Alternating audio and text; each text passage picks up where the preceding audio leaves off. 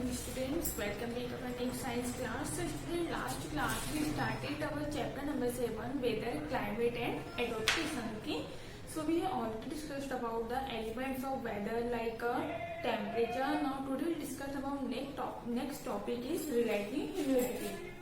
Next topic is relative, relative humidity, HUMIDITY. Okay, humidity means होता है आर्द्रता. Okay, means वहाँ की नमी. This is the measure of water vapour present in air is compared to the maximum amount of vapour that air can hold.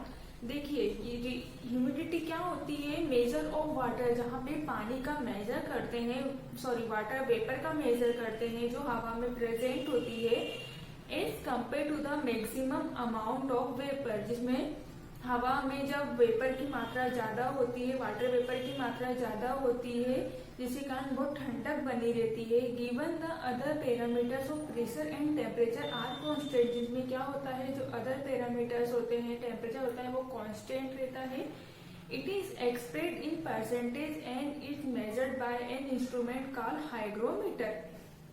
देखिए, जिस instrument के द्वारा ह्यूमिडिटी की जांच की जाती है, ह्यूमिडिटी को नापा जाता है, जिसका मेजर किया जाता है, उस मीटर को, इंस्ट्रूमेंट को बोलते हैं हम हाइग्रोमीटर. HYGROMETER, hygrometer. ओके, अब आता है नेक्स्ट हमारा रेनफॉल. रेनफॉल मीन्स सभी को पता है. बारिश. Rainfall is measured bye an instrument called rain gauge. जिस इंस्ट्रूमेंट के द्वारा रेनफॉल की मेजर की जाती है, उस इंस्ट्रूमेंट को बोलते हैं हम rain gauge. A rain gauge consist of a measuring cylinder in which rain water. देखिए, जो रेन गेज रहता है वो कैसा होता है? एक सिलेंडर होता है, सिलेंडर टाइप का होता है. इन विच रेन वाटर इज कलेक्ट, जिसमें क्या होता है, रेन वाटर जो पानी गिरता है वो उसमें कलेक्ट होता रहता है थ्रू अ फनल, और उसके अंदर एक फनल लगी रहती है और उसका मेजर किया जाता है. ओके, अब आता है नेक्स्ट हमारा wind. WIND, wind. Moving air is called wind. चलती हुई हवा को क्या बोलते हैं हम? जब हवा चल रही होती है उसे बोलते हैं wind. The humid south west monsoon winds coming from the Indian Ocean. देखिए, जो साउथ वेस्ट मानसून होता है, जहाँ वहां से ठंडी हवा उठ के इंडियन ओशियन में आती है. In bay of Bengal causes rain in India. वो जब वो बे ऑफ बंगाल में आती है वहां से उठकर, जिसके कारण हमारे इंडिया में पानी गिरता है. Okay, the direction and speed of wind also affect weather. अब देखिए, जो पानी गिरने की स्पीड रहती है, जो हवा की स्पीड रहती है, उसका जो डायरेक्शन रहता है वो हमारे वेदर को अफेक्ट करता है. The direction of wind is measured by a instrument is wind vane. और जिस इंस्ट्रूमेंट के द्वारा विंड को नापा जाता है, मेजर किया जाता है, उस इंस्ट्रूमेंट को बोलते हैं हम wind vane, VANE, vane. Similarly the speed of wind is measured by anemometer. और स्पीड, जो हवा की स्पीड रहती है, उसे जिस इंस्ट्रूमेंट से मेजर किया जाता है उसे बोलते हैं हम एनीमोमीटर. जैसे हिंदी में बोलते हैं पवन वेग मापी. ओके, पवन मीन्स होता है हवा, वेग मीन्स उसकी जो गति होती है वो, और मापी मीन्स मेजर. ओके, अब नेक्स्ट आता है हमारा टॉपिक वेदर फोरकास्टिंग.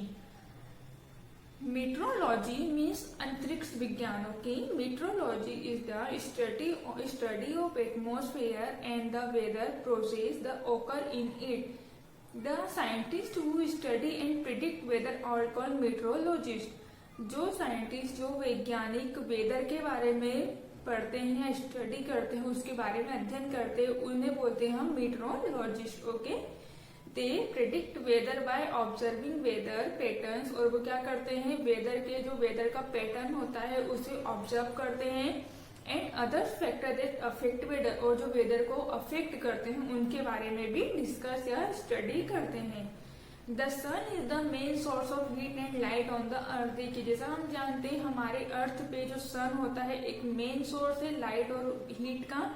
उसी के द्वारा हमारे अर्थ पे लाइट भी रहती है और हमें हीट भी मिलती है सन के द्वारा. All changes in the weather are caused by sun. और ये जो सभी चेंजेस होते हैं वेदर में, वो सब सन के द्वारा मीन सूरज के द्वारा ही पॉसिबल होते हैं. इसी के कारण कारण होते हैं। Heat energy from the sun is the source of all heat and light on the earth. Energy absorb and reflected by the earth surface. देखिए जो एनर्जी होती है वो क्या होती है, अर्थ की सरफेस पे एब्जॉर्ब भी होती है और फिर रिफ्लेक्ट भी होती है। ओके, रिफ्लेक्ट कैसे होती है, जैसे सूरज की रोशनी हमारे अर्थ पे पड़ती है, हमारे अर्थ से टकराकर वापस रिफ्लेक्ट हो जाती है, जैसे हम हिंदी में बोलते हैं परावर्तित। Okay, oceans and all the atmosphere are very play important role in determining the weather at any place। उसके अलावा जितने भी हमारे ओशियंस हैं, हमारे एटमॉस्फेयर, हमारे अर्थ पे, वो इसमें भी इम्पोर्टेंट रोल प्ले करते हैं। The weather of the day is also determine the duration of the day and night.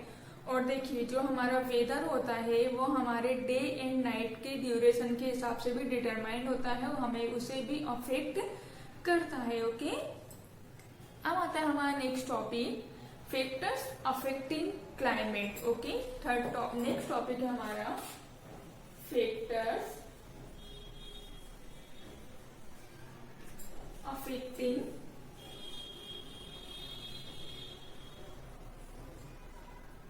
Climate, CLIMATE, climate. अब देखिए कौन कौन से फैक्टर्स है जो हमारे क्लाइमेट को अफेक्ट करते हैं। हमारे क्लाइमेट मीन्स जलवायु को अफेक्ट करते हैं। The climate of a region depends on the following factors.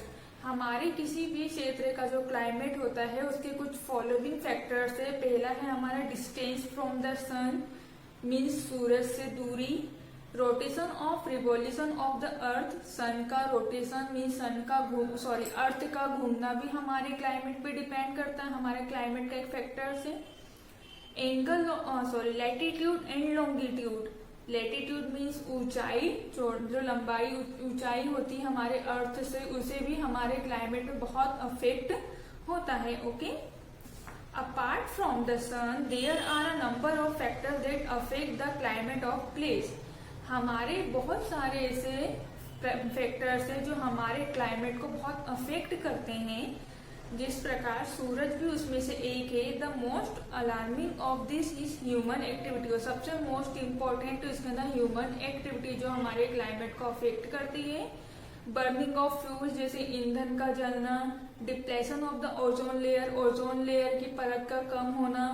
And pollution have led to an increase in the temperature of the earth. और उसके बाद थर्ड नंबर पे आता है सबसे ज्यादा पॉल्यूशन की इंक्रीज होना, पॉल्यूशन में बढ़ोतरी होना, जिससे हमारे अर्थ का टेम्परेचर बहुत ज्यादा इंक्रीज हो रहा है, जिसे हम ग्लोबल वार्मिंग के नाम से भी जानते हैं।